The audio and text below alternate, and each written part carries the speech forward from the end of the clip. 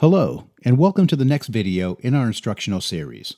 In this episode, we'll be looking at building an API, as well as a channel for sending groups to, creating an API key, and setting up a notification when it's about to expire. We'll even look at building workflow using Workflow Library. We start by going into Workflows, then down to My Channels. Click on the plus symbol to create a new channel and choose HTTP.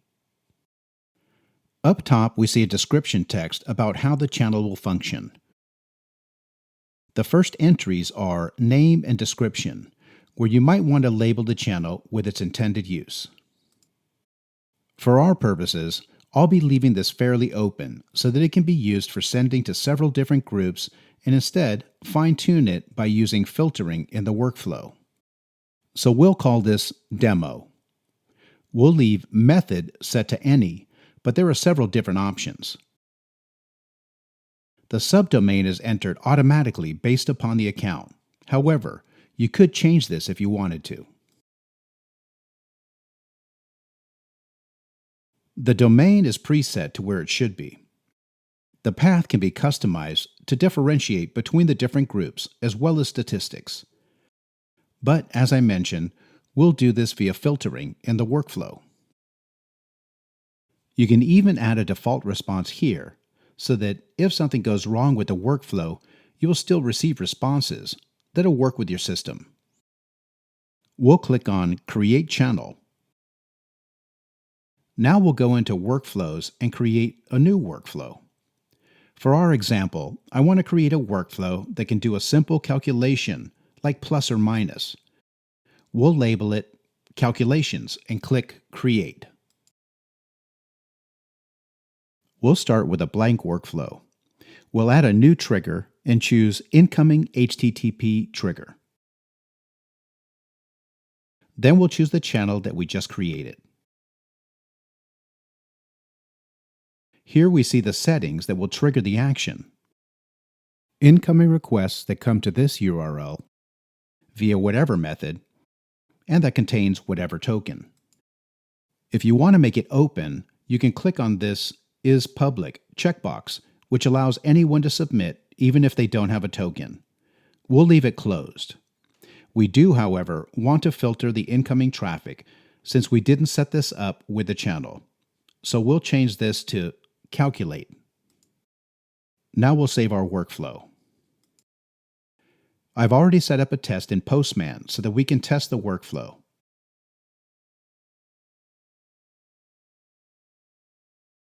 It contains a value and a calculation, like plus or minus, and a second value.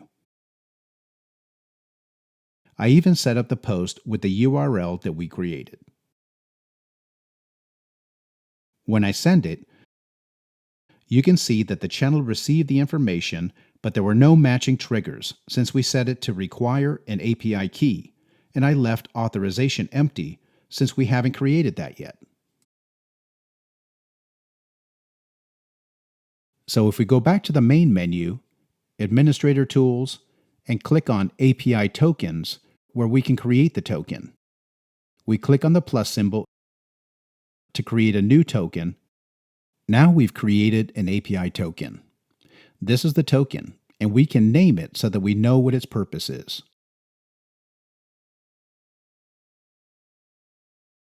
We see that it is valid, and we see what dates pertain to the token. We can even see the last date that it was used.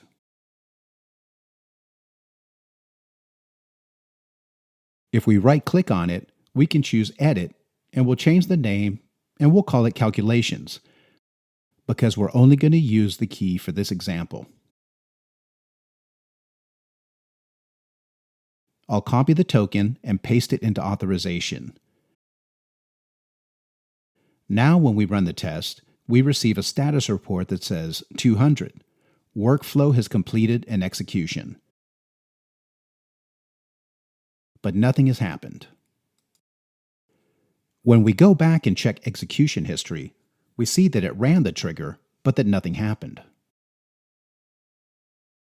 So to take this further, we go into Edit, Workflow Library. Here you can see all of the pre-built functions and snippets that you can choose from and save the time of building them from scratch.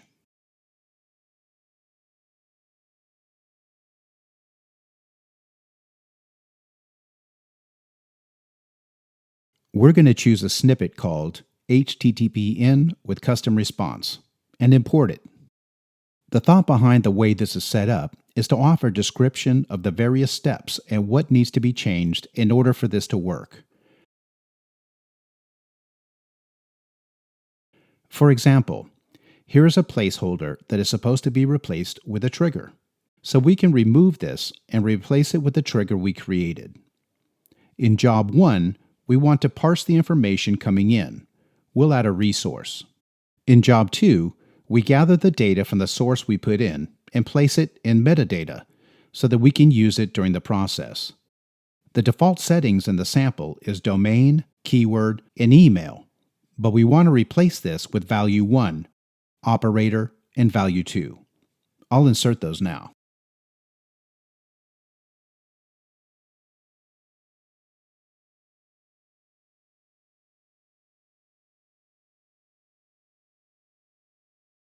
The next job is simply a placeholder, there to show you how to build the workflow. We'll remove it and only leave the ones that we need for our snippet. We have a job that shows it gets an HTTP in template that's going to send a metadata response with a status code of 200. The actual response gets set in the following job that sends a process ID and nothing else. It's mainly an ID for troubleshooting if something isn't working. And the final job sends the request to the original unit resource and generates a temporary unit where the reply is sent. Now we'll connect the jobs in the workflow and save.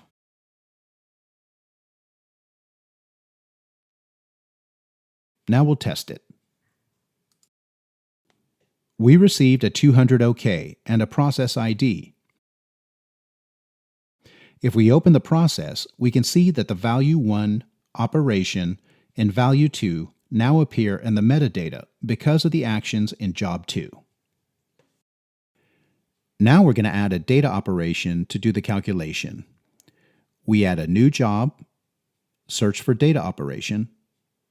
We'll select calculate data and fill in the details.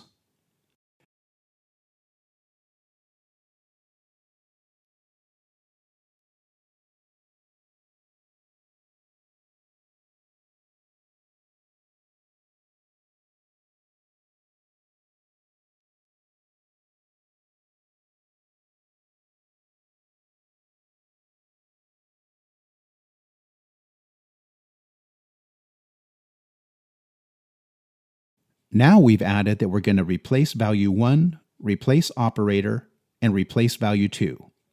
We're building the actual calculation. Once the calculation is done, it will save the result in calculation result.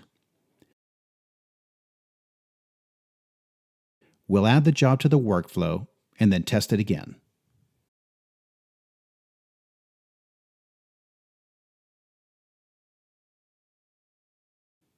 If we review the latest test, we now see that the calculation result is 10. Here we could even insert a minus symbol, run the test, and see that the new result is 0. Now we want to get the result into the answer, so we go into job 4, data operation, and add the key result.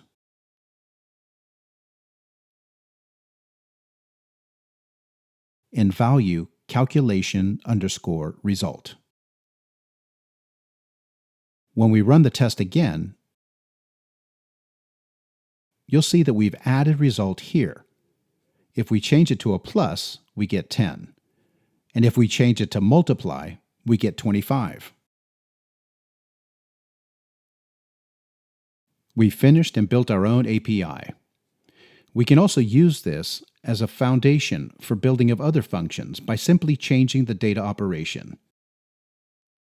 We'll cover this a bit more in the next video, where we also discuss storage. The last thing we'll cover is how to generate a reminder when an API token is expiring. We go back to the main menu and scroll down to My Services, and then Store. And we'll install an account notifier.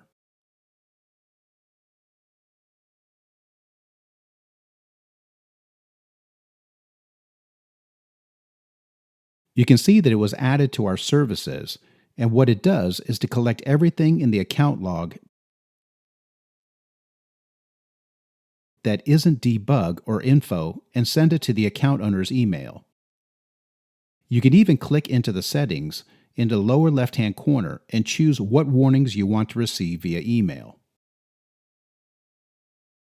Here you can see Authentication Token Expiration. 1 month before the token expires, the administrator of the email address, in this case demo@bosbec.com, will receive a warning that a token is expiring. We'll look at this a little bit closer in the next video, but this should give you a good starting point for testing it yourself.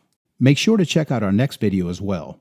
We'll be talking about the different storage options for data while using the Bosbec platform. Please visit bosbec.com to learn more about our company and services. There you can also find additional guides and tutorials, as well as contact alternatives for questions and technical support.